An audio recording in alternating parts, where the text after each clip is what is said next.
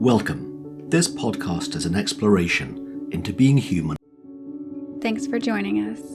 We'd love for you to subscribe, rate, and review. If you have a topic or question that you'd like us to chat about, email Wyn or Kate at wyn@winning.co.uk and Kate at katerobertscoaching.com. Until then, enjoy what's possible under the noise.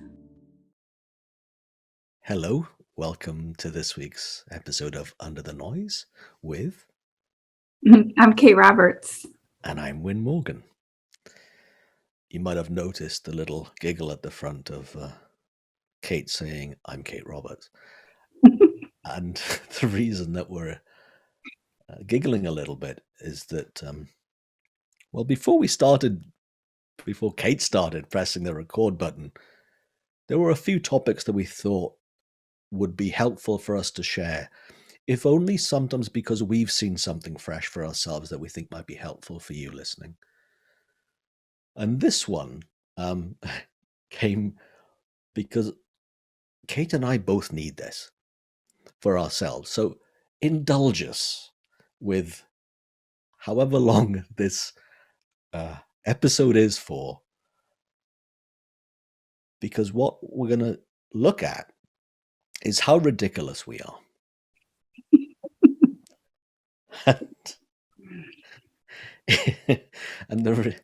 Okay, I'll put a straight face back on. And the reason that seems to matter, how ridiculous we are, is that when we see our own naivety, innocence, it really opens the door to laughing on ourselves in a very helpful way and a very healthy way. And Kate and I were just sharing notes on our past couple of days, and I think we both could use a laugh. And I don't know anyone on occasion that couldn't find a laugh helpful for them either. Kate, I'm going to ask you a question now. And the question is, tell us something ridiculous about you. Oh my goodness.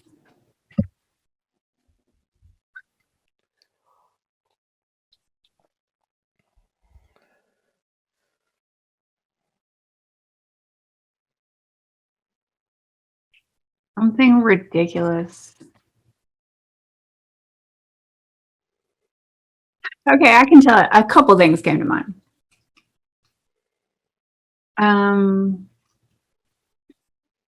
I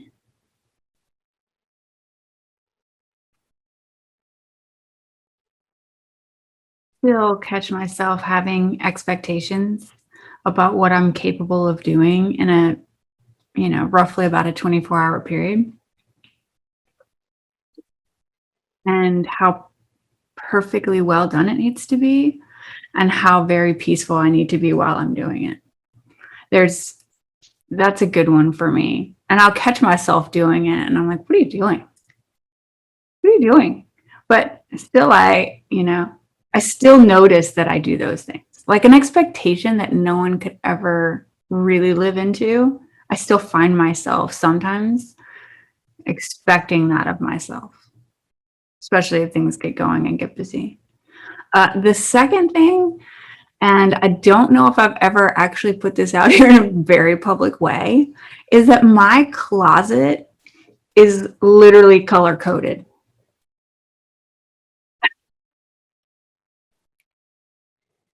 Yeah, it's all like shades of color, from obviously black at one side all the way to white at the other.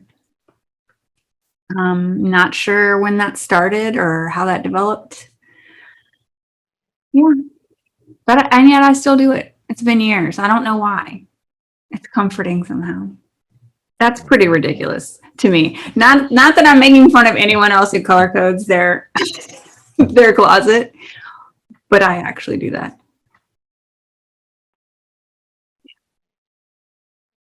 I'm saying nothing. Partly because I am colorblind. Therefore, that would be impossible for me. Oh.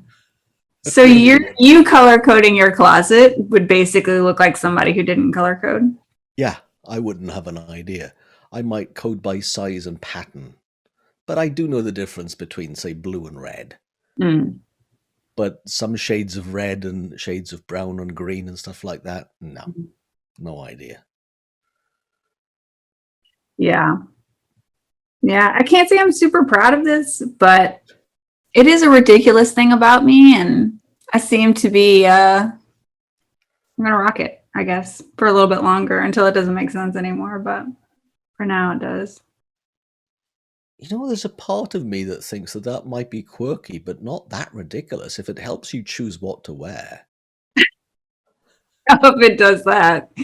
But I have no idea. And, it might be one of the many things that, since I've had more conversations about this in the last few years and seen more about this, it might be one of those things that fall away, like so many things that I thought were me. Maybe not. Yeah. Maybe one day I'll find myself not doing that and be like, just like so many things. All right, Wyn, it's your turn. Well, before we go there, so no, remind me, because I'm going to come back to that. But it comes to mind, right? Last week I had a conversation, a session with one of my mentees.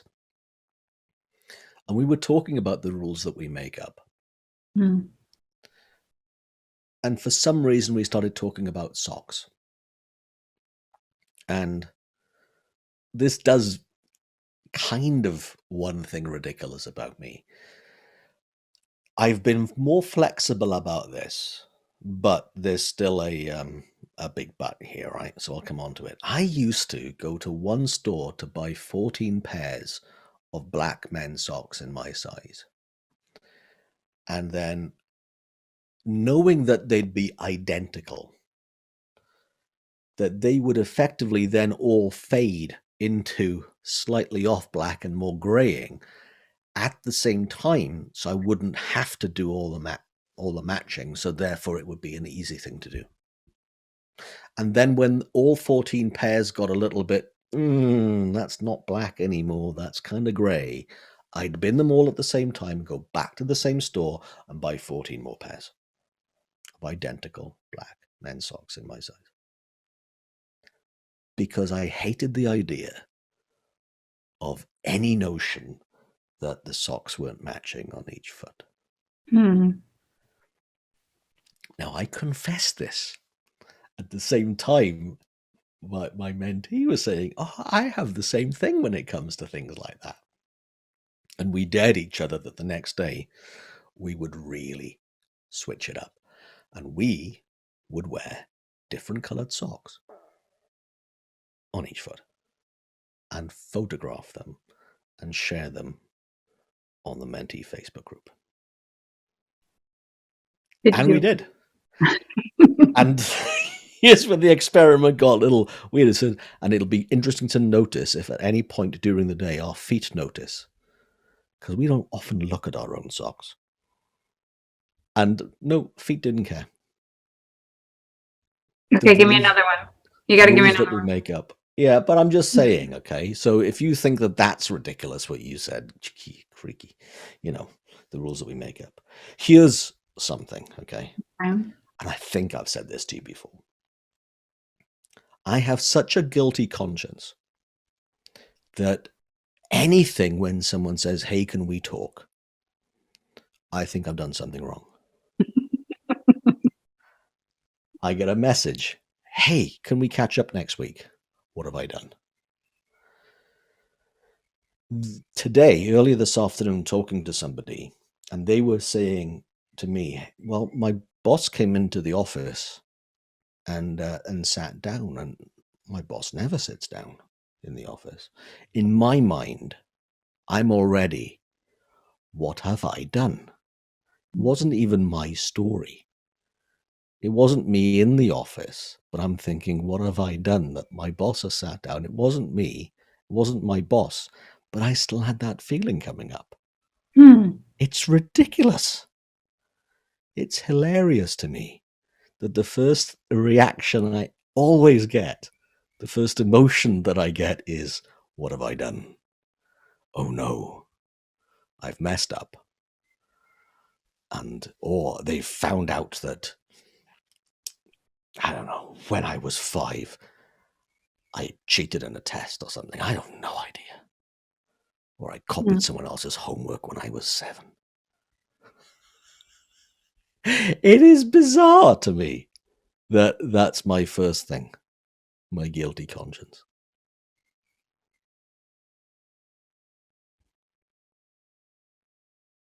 That's a good one. I think that's probably pretty common as well. Yeah.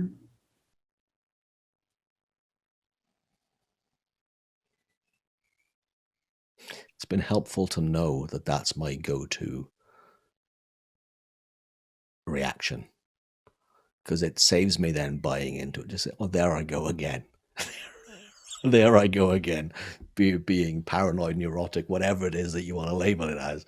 But there's Wyn doing his thing again, thinking he's done something wrong, and they want to tell me off for something. Look, sometimes it's true. Sometimes there is something there that says, hey,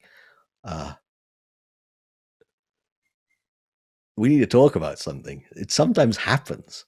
But the fact that that's my go-to, and that only happens at that example, probably less than 1 in 20 times that that's true. It's funny that I just go there. And it's helpful then for me to know.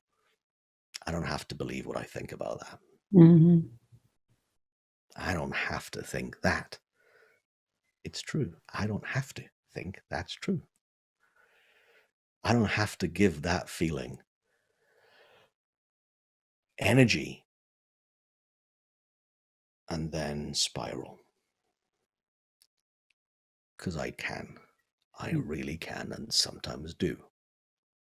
But knowing it just helped me not do it every time now.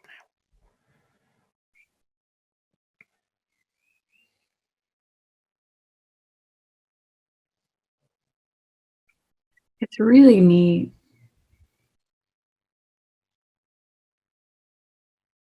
When you catch on. Because there's nothing to do or to fix. Just catching on to it. My daughter and I love to use the word shenanigans. We use it all the time. But basically, the shenanigans we play on ourselves constantly. But just noticing. Yeah.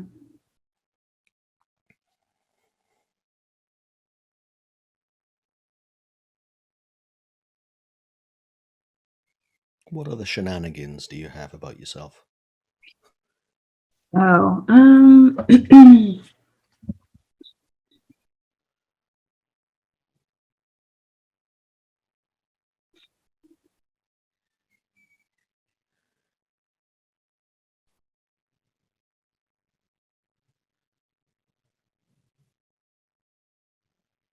I've noticed lately, and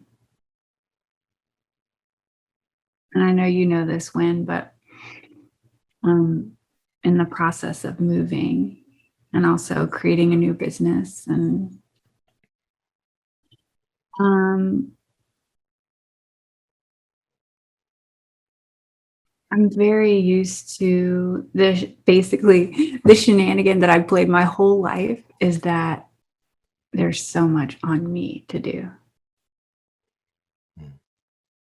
And sometimes it just shows up as busyness, just mental busyness, rather than just being present in whatever I've got in front of me. To, more of a feeling of kind of stress or anxiousness. Not a large amount, but enough that I realize, that they're just shenanigans I'm used to playing, that it's all on me. Everything's on me. But I've been reading this book by Mickey Singer lately. This is my 3rd time, called The Surrender Experiment. And there's so much in that book about surrendering to life and what shows up in life and letting go of all the ways that we think it should be or that we should be. And that speaks to me a lot because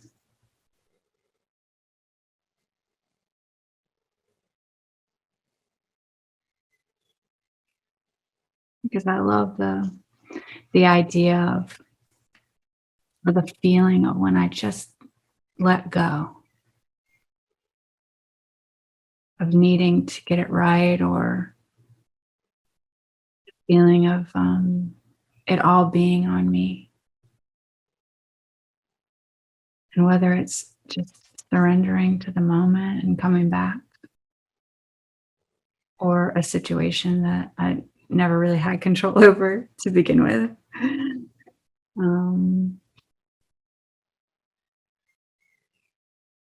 Yeah, that speaks to me in such a beautiful way, because it's always, not only does it always feel better than that feeling of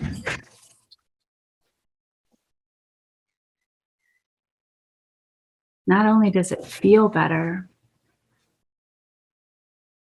but the outcome always seems better than I could have figured out myself.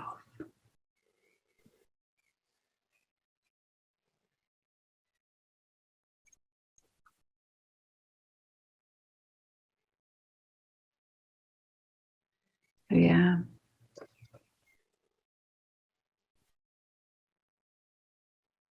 That's a huge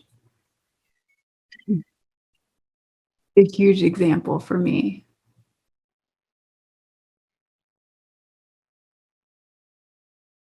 But lately, I don't know, I'm just seeing it for what it is. Mm.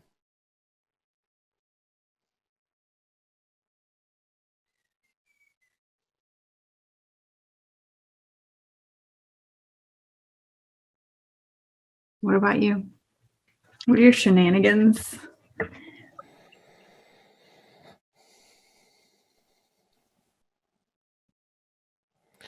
That I think I should be doing better or have achieved more by now Mm. in life.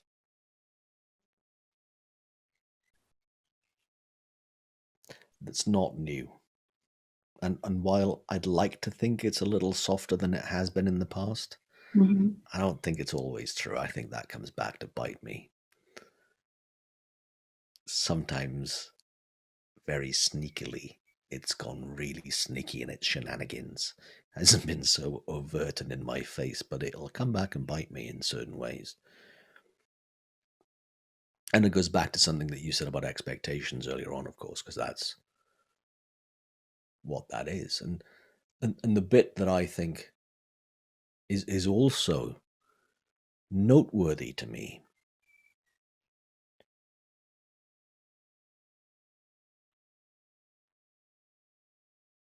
it's funny how often what I say to clients, colleagues, friends, family,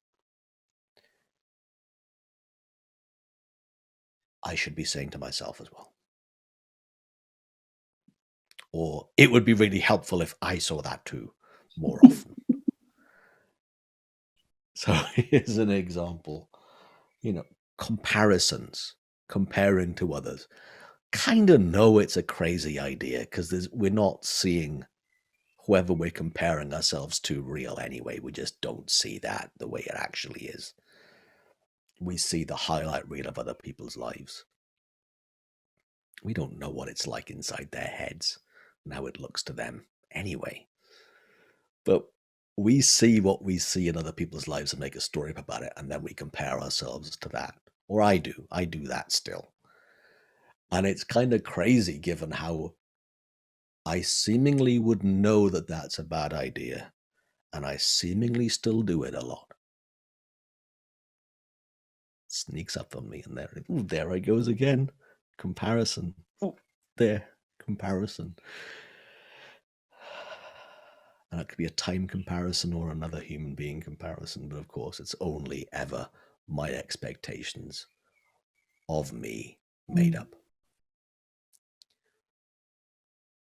And here's what I notice as well about what I said about that I'd like to see what I point out to other people. Clients especially, I'd love to see what I point out to them sometimes. But here's the thing. It's really easy, when you and I are just goofing around and we're talking as friends now for quite a while, well, for over a year, which to me feels like a while.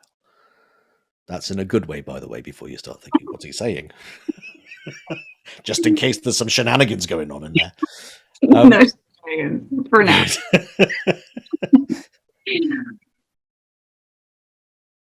It's easy for us to see through someone else's story and really see through it for the BS that it actually is.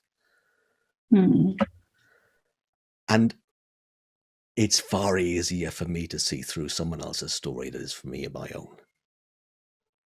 Because I'm the innocent author of my own story, and the thought looks more real to the person who thought it than it does to the person listening to the story.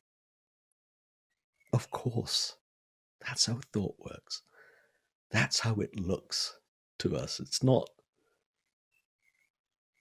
We're not getting life wrong because we get tricked by our own stories and see through someone else's. That's just how it works as a human. And I'm always relieved when I remember that. Because that, again, takes me off the hook for thinking that I should know better, do better than I do. It removes shoulds en masse. It removes hooks en masse.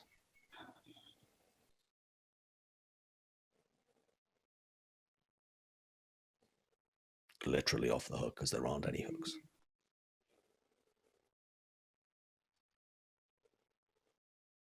That's why I love your question that you talked about earlier of what am I making up right now? Because it's a question that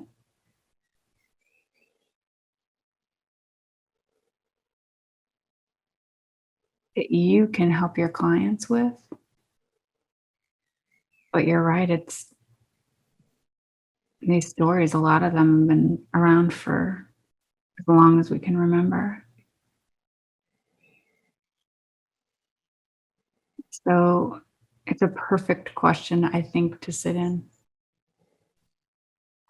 when there's any kind of negative emotion or a negative feeling or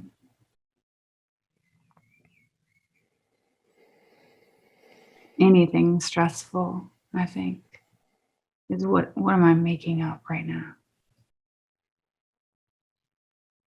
I mean, other than everything, but specifically.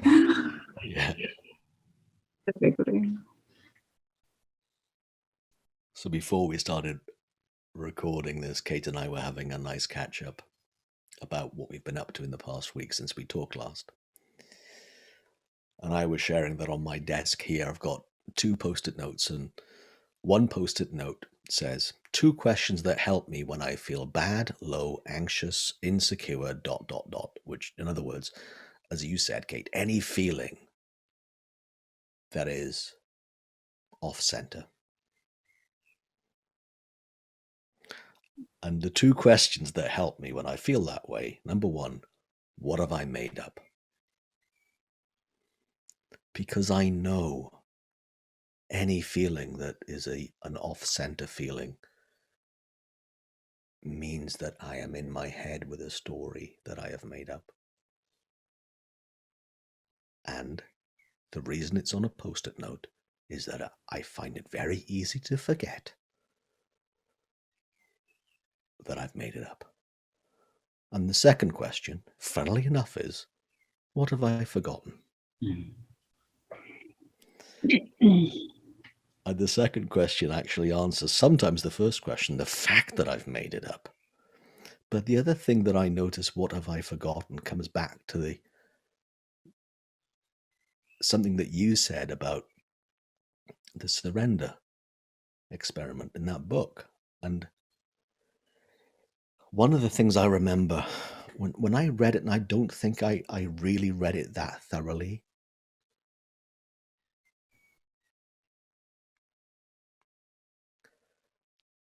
what I do remember, though, from that book is knowing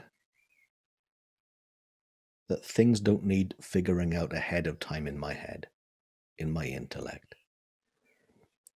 Or another way of putting it, what have I forgotten? That I tend to deal with things in real time really well. And what happens in my head is that I think so much about the future and all the things that are coming up or potentially will come up, because I don't really know. I'm making up the future in my head that just feels real right now. I forget the fact that there's a real-time intelligence that has always got me through everything in my life so far. That is bankable. It is reliable 100% of the time, and I forget. And I constantly underestimate that innate ability in me, and I know I'm not the only one in that camp.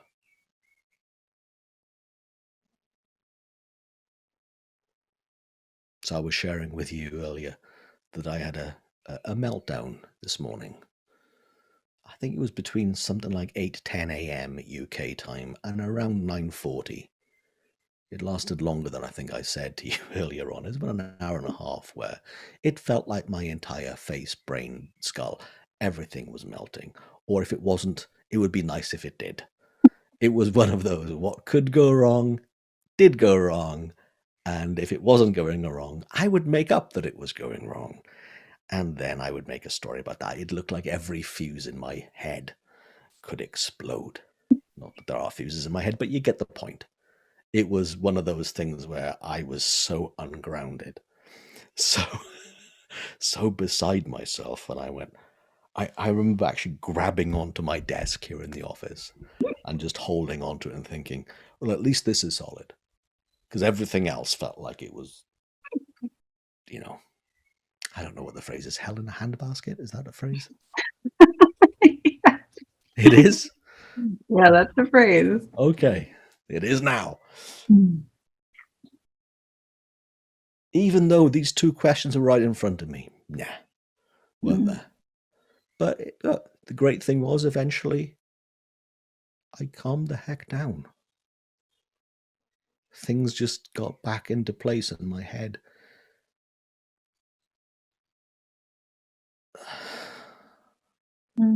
I exhaled. And I had forgotten that whatever those things were in my head, even if they were all going to happen, I'd have dealt with them all, one at a time, in the same way as I always do. This morning, for that 90 minutes, forgot. Then I remembered. I'll forget again.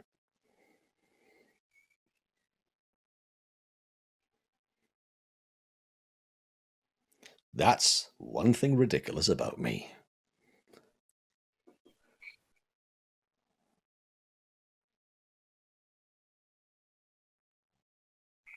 I'm not sure if those two questions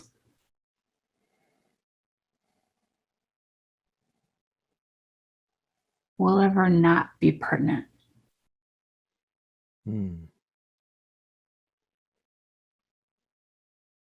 Because I think if what I believe is true,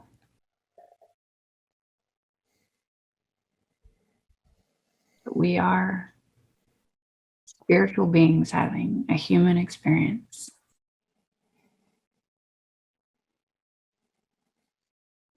and we're always going to be making something up.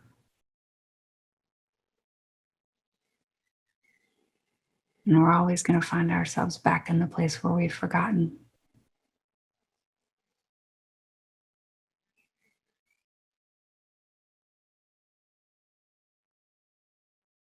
And there's a perfection to that I think always makes those two questions pertinent for us that are looking, willing to look, wanting to see.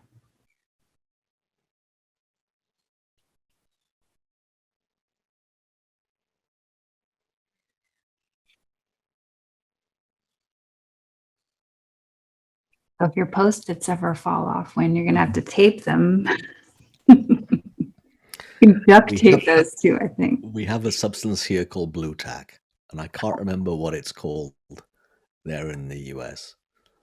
I remember in Croatia, it's called Patafix, because I had to buy some in Croatia because I ran out. So I was in Zagreb trying to figure out, how do I get more of this? What is it? Blue tack. I said, don't know what blue tack is, but that's Patafix. But it's not just the Post-it note, very tenuous, sticky thing that's there. I've got a bit of blue tack there that sticks them up. But yeah, you're right. Those two questions are pretty cool. I loved what you said about remembering. What have I forgotten? I forgot. This is the spiritual being having a human experience with everything that goes with it. Yeah. And at the other level as well, that I remember saying to somebody earlier today, and I think I needed it as much as they did, it's not so much about changing the experience that we're having right now, but understanding we're having an experience of being human right now. And for the time that we're having this human experience, we might as well have the human experience as opposed to deny it. Given the fact that they change constantly. This is life. Mm.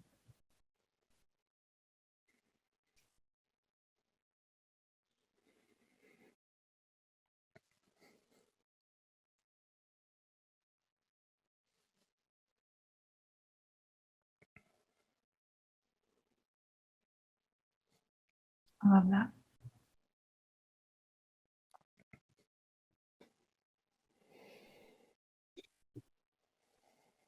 So you've been listening to Under the Noise with Kate Roberts and my co-host, Wyn Morgan. If you have questions or would like to reach out or would like to hear us chit chat about a topic of your choice, you're welcome to email Wyn or Kate. You'll see those at the end, or you'll hear them at the end. And we look forward to speaking with you again. Thanks for joining us. We'd love for you to subscribe, rate, and review. If you have a topic or question that you'd like us to chat about, email Wyn or Kate at wyn@winning.co.uk and Kate at katerobertscoaching.com. Until then, enjoy what's possible under the noise.